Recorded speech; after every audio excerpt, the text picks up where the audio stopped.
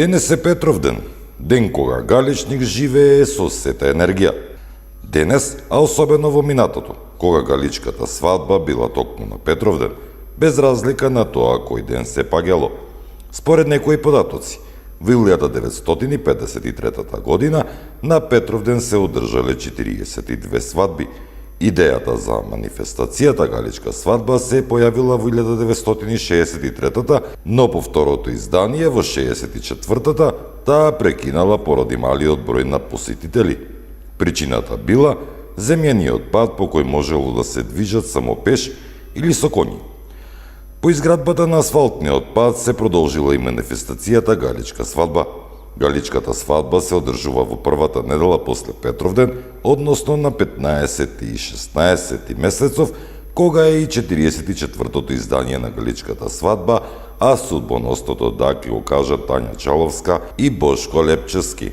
Оваа година во однос на изборот на зетот и невестата имавме лесна околност, затоа што како што и Јана и Иван и двајцата се по потекло од Галичник, така и Бошко и Тања се по потекло од Галичник, така да годинава имавме чиста ситуација, немавме конкуренција и изборот го решивме без оглас кој вообичаено постои како оглас претходните години. Месната заедница како организатор најсреќна е кога ќе има кандидат за Галичка свадба по потекло од Галичник, не само по потекло од Галичник, туку да биде активен во Галичник, активен во случувањата, при самата организација, при самото учество во свадбата, да потекнува од семејство кое сепак има некој авторитет во Галичник, затоа што потоа сета организација, сета подршка оди многу полесно кога имаме ние подршка и од самите мештани. Ке се вршат обредите на земањето на невестата,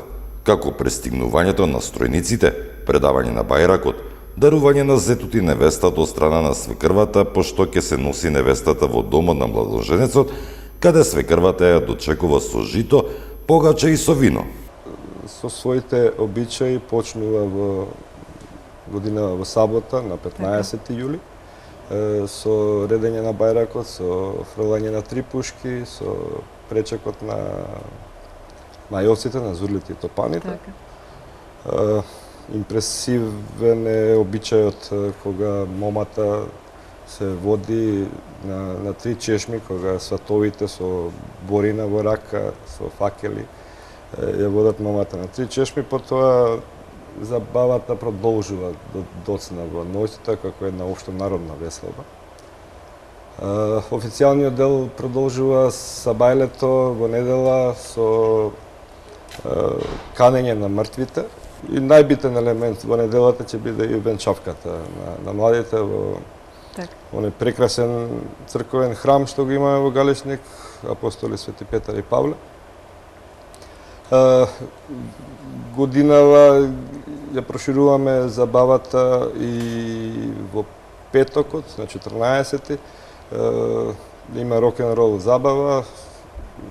На забавата учествува група Укален, која ќе има свој деби настап, составена од музичари галичани. После полноќ свој настап ќе има, мислам дека е најпопуларниот кавер бенд што го имаме во Скопје, Бендов. Свадбата завршува со испраќањето на виртуозите на зурлата и тапанот, дебарската група Трио Миовци, кои како и секоја година составаат весела свадбарска атмосфера, која може да се доживее само во Галичник.